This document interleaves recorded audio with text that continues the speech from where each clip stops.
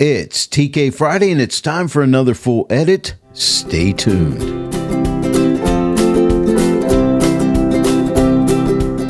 Hello everyone and welcome to the Joy of Editing with Dave Kelly. It is TK Friday again. You know, it's my favorite day of the week and I hope it is yours too.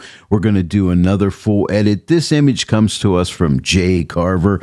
It's a beautiful image of Corona Arch. And as always, you can download the image and the PDF notes and follow along with this tutorial. It's a great way of learning, you know, doing this edit, and it really helps to familiarize yourself with the TK9 plugin for Photoshop. If you have an image you'd like me to edit on a TK Friday, there's a contact me in the description below this video. Click on more, scroll down through, you'll see the contact me along with the download links for the image and PDF notes. By the way, if you don't yet own the TK9 plugin for Photoshop, I'll have a link for it in the description right below this video. You can click on that link. It'll take you over to Tony Kuiper's web store, and there you can save 15% off your entire purchase. The TK9 plugin for Photoshop training videos. Just use my promo code DK15, and that will get you 15% off your entire purchase. When you use that code, I make a small commission. You save money, so thank you for using my code and enjoy the savings. All right, then let's get started. Now, as always, I start out here in Lightroom and I use a linear profile to keep this image relatively flat.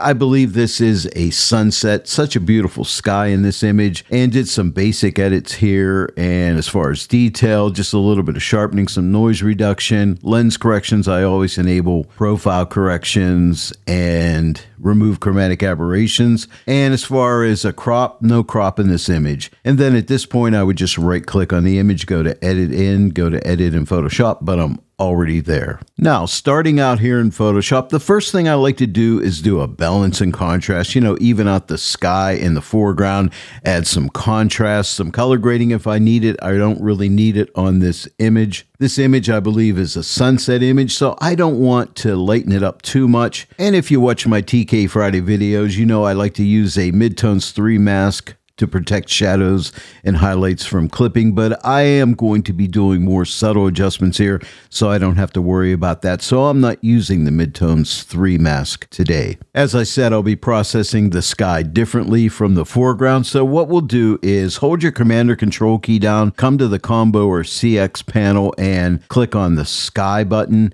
That'll save your sky out as a channel, as you can see right down here. Now hold the Command or Control key down again, and now double click on the sky, and that will save you out a foreground channel. Pretty cool. We're going to start with the foreground, and as you can see, I already have a selection, as you can tell by the marching ants, as well as the selection indicator. And now I'll click on the color grading tool, and we have a color grading tool with a foreground mask. And now I'm going to duplicate this layer for the sky, and so I'll click this button on my combo panel. Now I do have the foreground mask on there.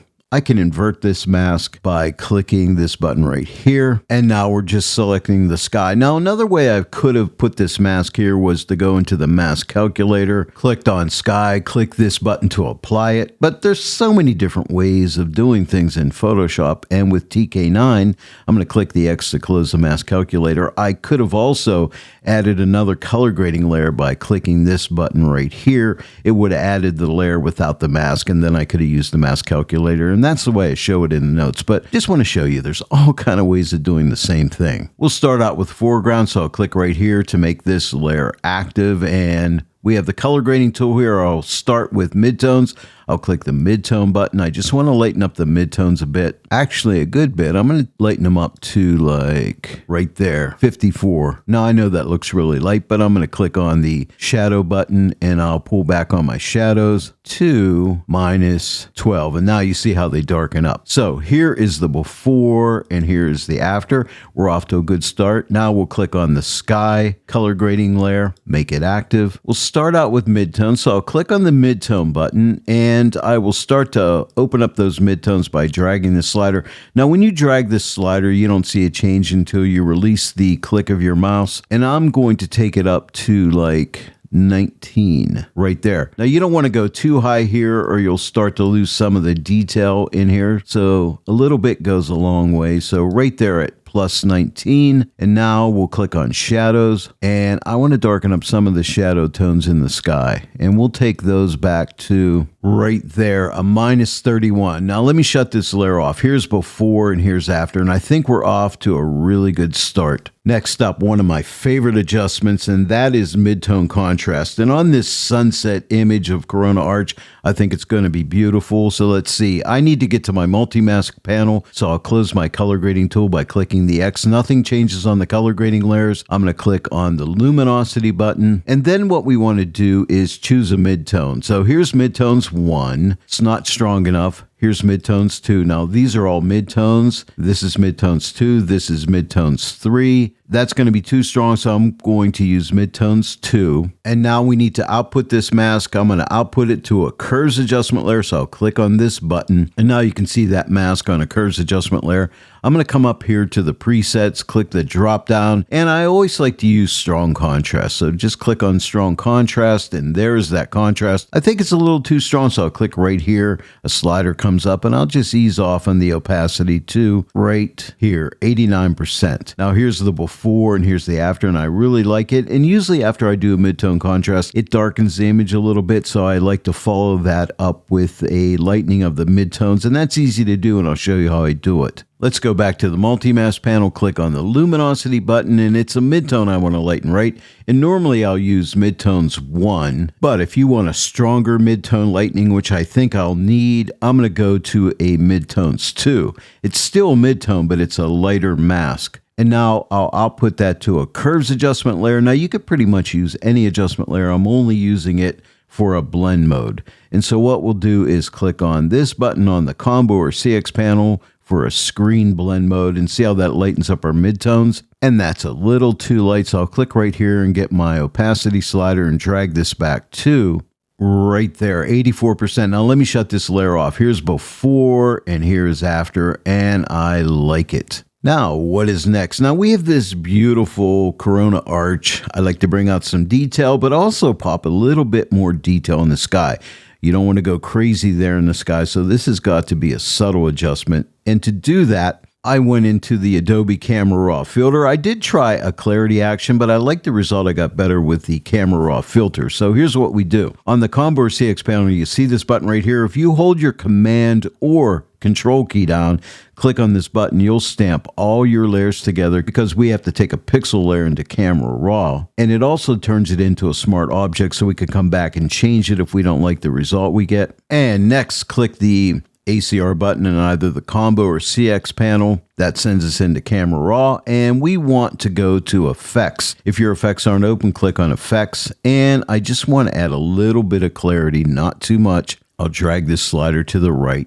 And I'm really looking at the sky, and I think right there, plus 26. Now, I'm going to add just a tiny bit of dehaze, not too much or it'll look ugly. And I'm just going to bump this up to right there, plus 3. Now that I'm in here, I could come and click on color and just let's add a little extra saturation, and it'll really help the sky. And I'll bump it up to right here, a plus 8. Now, here's a little tip. If you type your backslash key, there's your before, type it again, and here's your after. And that looks really good. And now all we need to do is click OK. That'll send us right back into Photoshop. Now let's see an overall before and after. On the Combo or CX panel, click this before after button. Here's before. We started out here, and now we're here, and it really looks nice. But we're not done. Now for the next step, I'd like to burn some of the shadows in the foreground, and we're going to go onto the Combo or CX panel, click the left side of the burn tool. That gives us a 50% gray layer in the soft light blend mode. Now we're going to click on the edit blend if button, and now what I like to do is click the magenta overlay, and right now the image goes all magenta because everything is selected. Now I'd like to find a dark tone. Here's darks 1. Here's darks 2, and notice how the magenta overlay is changing. Here's darks 3.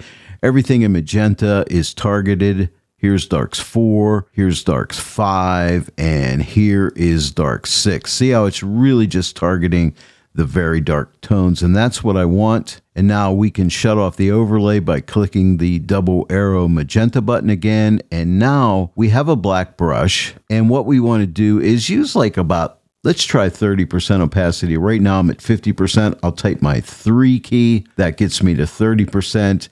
And all I want to do here is look for some shadow areas. I don't have to be that careful because blend diff is helping me, right? So I'm just going to start to darken down some of the shadows, like all over this image. And just let your eye guide you, and it'll help you to know what you want to darken. So far, so good. Let me shut this off. Here's before and here's after.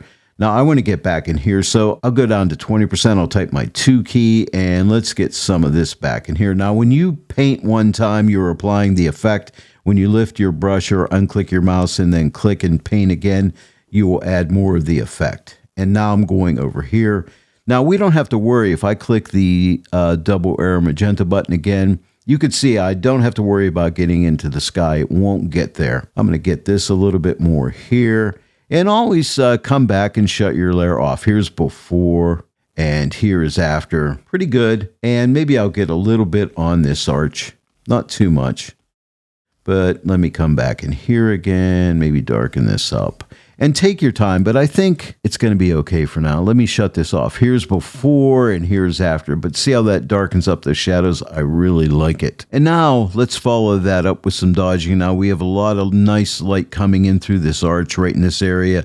And up here, there's some light. We can make that a little lighter, and over here. So let's click on the left side of the dodge tool. That gives us a 50% gray layer in the overlay blend mode. And now we need to target the light. So let's click on the double arrow magenta button and let's try lights 1. Okay, I think lights 1 is going to do it. So we'll use that. Let's click this button again to shut off the overlay. Now I do want to protect the sky. I don't want that getting the effect. And as you can see, when I turn that overlay on, it will get the effect. So what we'll do is click our layer mask calculator button, click on sky, and click minus. We can subtract it, or I could apply the foreground. Either way, it would have worked, but that's going to protect the sky from getting the effect because now we're going to be painting on the gray layer. Right now, the mask is active, so click on the gray pixel icon to make it active. And I want to use a very low opacity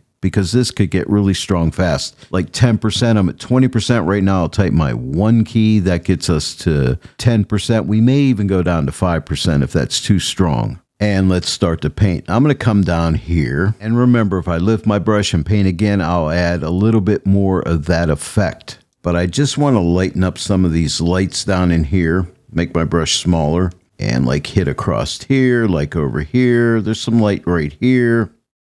And again, shut your layer off by clicking on the eyeball. There's before, there's after, just to see if you're heading in the right direction. And yeah, that's pretty good. I may lighten this up here a little bit more. Let's come back in here, zing a little bit of light in here. Dodging and burning is so cool. And if you get into the sky, remember the mask is protecting us, but I love to dodge and burn images. It really brings character out. And then I'll come over here. Let's pop just a little bit of light here. And I think that's not too bad. Let's shut this layer off. Here is before and here is after. Let's get a little more light up in here. Maybe right here, maybe over here, down here, like that. Maybe back in here a little bit.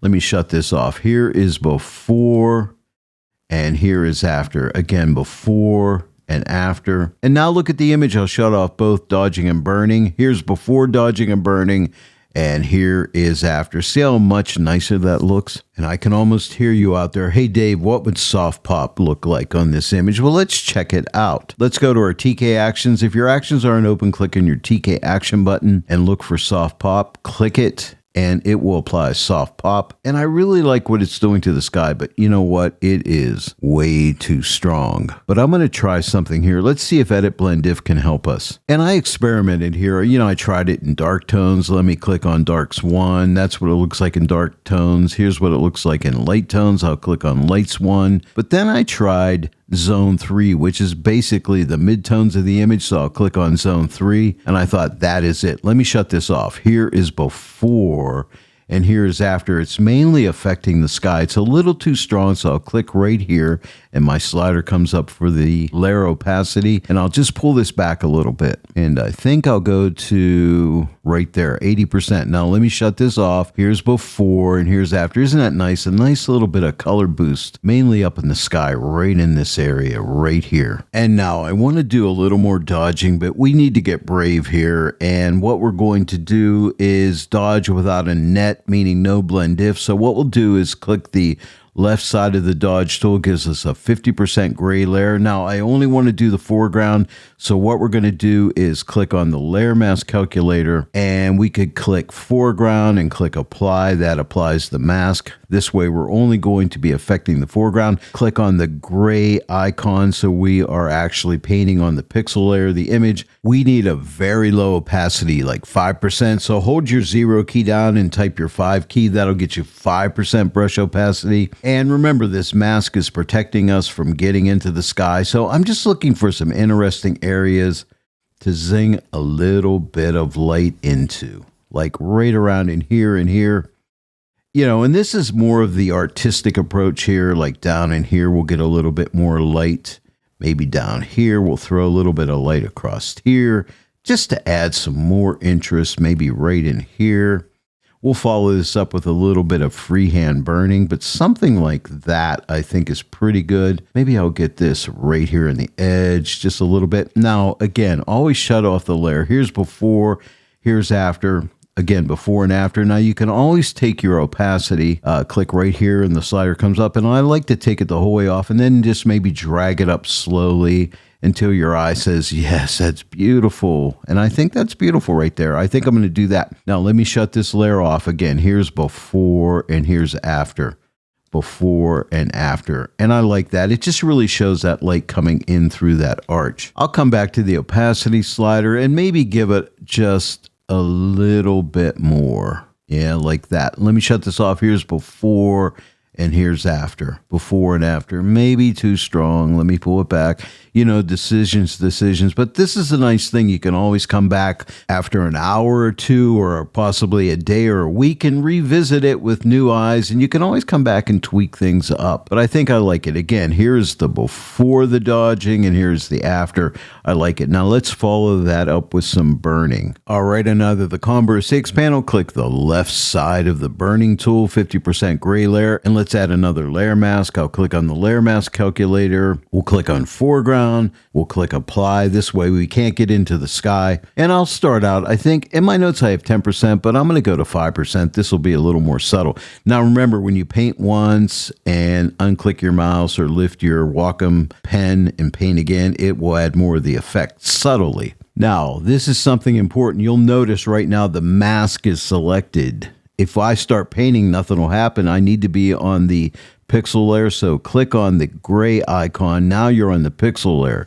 Now you can burn. Now just look for areas you want to darken up. And this is more artistic. Now the first time I dodged and burned, it was through blend if, targeting areas, but now I can be a little more liberal and go outside of the boundaries. So I'm going to paint like here a couple times.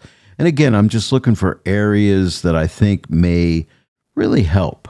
You know, I'm not going to get every dark area. I might make my brush a little larger and just paint across here once and make it smaller. And some of these little crevices, I can come in and darken these up a little bit, add a little bit more depth and dimension in there, you know, change my brush size as I go and come in here and just like paint a little bit. See, adding a little bit of texture like so. And then I could come down in here on these little lines that are through here on these rocks and just darken those up a little bit, just adding a little interest maybe across here.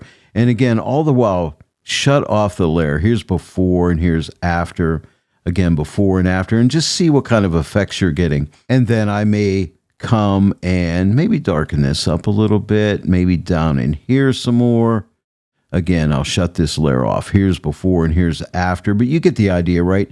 Maybe we'll come back in here, maybe darken this up. Like this little area right here, I'll just darken this up a little bit. And maybe over in here, but you get the idea. Now take your time. Now I'm making a tutorial, right? So I can't spend all day. You would get bored and shut me off, and I don't want you to do that. Okay, so let me shut this off one more time. Here is before and here is after. Again, before and after. Maybe I'll come over to this arch right here and paint down through here a little bit just to darken that up, and maybe up in here, get it? And I think for now, I'll say that's good enough, but take your time and turn it into a creative masterpiece. Freehand dodging and burning can really be helpful, and it takes some practice, but the more you do it, the better you'll get. We're almost done, but stick with me. The last step will be very helpful for you dealing with color. This image needs a basic vignette, so if your TK actions aren't open, click your TK button, click Vignette. A Gaussian blur dialog comes up, just click OK. And now I want to take it out of my darkest shadows, so if your blend diff isn't opened up, click your Edit Blend Diff button and click on No Darks 2 to protect the darkest darks. And now I want to increase the layer opacity. It defaults at 30%. I just want to take it up to 50%. Now let me shut off the vignette. Here's the before and here's the after. Now, if I disable the Edit Blend Diff by unchecking gray, this is what it looks like without protection of darks, and this is what it looks like with. So that's very helpful. And now what I want to do is lighten up the overall image, and that's simple. Right now, Edit Blend Diff is in the way of the multi-mask panel. Click the X, and then click on the exposure adjustment layer icon. And all I want to do here is increase the exposure 0.2 of a stop. Just click right here in exposure in this field and hold your shift key down and type your up arrow one time. As you're holding shift, type it one more time, the up arrow. That's 0.2 of a stop. Now let me shut off this layer. Here's before and here's after. It just lightens it up a little bit. I don't want to take away that sunset feeling. And then lastly, we're going to deal with the images color and see if we have any clipped colors. I'll show you how to check for clip colors and also how we can fix it. The first thing I want to do is get a histogram. So look for your histogram icon and click on it and you'll see your histogram. Make sure you're set for colors. If you don't have your histogram, in the Photoshop menu, click on Window and then click on Histogram, and then it will come out onto your desktop. And notice in reds, I have a big spike here in the reds. And I checked this out. It was actually in the yellows because there's a lot of red in yellow. So what we're going to do is create a mask to target the most saturated colors. And here's how we do it. On the multi-mask panel, click this button to go into Saturation Vibrance Masks. We're defaulted at Saturation 1. Now the light areas are the most saturated colors. Let's go to Saturation 2. And now we're narrowing that range. And now let's try Saturation 3. Now these are the very saturated colors right here. Now that we got that mask, we'll output that to a hue saturation adjustment layer. Now I want you to notice the histogram. Let's go ahead and refresh it by clicking this button again. You can see we are clipping the reds, and let's try reds first. So let's click on the master drop down and click on reds, and let's see what happens if I pull my reds back. Let's watch the histogram as I do it. See, I can pull this back a good bit. You can start to see it going down a little bit there. For now, I'll reset the red saturation by double-clicking the handle, and I'll come back to that later. Remember, I told you it's mainly in the yellows, so let's go to yellows. Let's refresh this. And now, look at this red clipping spike here. I'm going to take my yellows and start to pull those back. See that coming down? And let's decrease saturation until we get rid of most of the clipping. Let's go to like -11. And now let's go to reds. I'll go ahead and refresh the histogram by clicking here. And now let's see if we can pull this down a little more with the red. So let's take the red slider and drag it to the left. And I think I'm going to go to right here. It comes down just a little wee bit, but I think that's helpful. I'm going to go ahead and refresh the histogram one more time. And this little area right here is not clipped, but look right here. When I disable the hue saturation adjustment layer, you'll notice my clipped reds come back. Now, when I re-enable it by clicking the eye, they're gone, and we can refresh this. Now, take note. See this edge right here? There's a slight amount of red clipping right here, but if I take this saturation back too much more, it's not going to look natural. So I don't mind that slight bit of clipping right there, but these spikes are not clipped right here. And now let's disable the mask and watch the image. I'm going to go ahead and click the X on my combo panel. Notice how much color we lost, but the mask is only targeting the oversaturated colors. Pretty cool. I'm going to go ahead and click right here in this icon and close the histogram. That is the edit. Let's see where we've started from. On my combo panel, I'll click the before after button. We started here.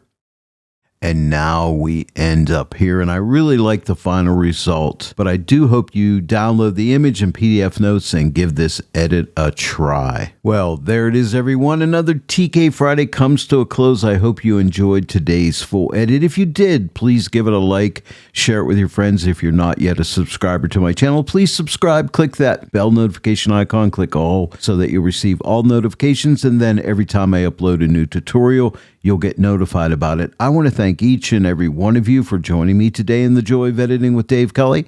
I'll see you all right here next time, but until then, happy editing.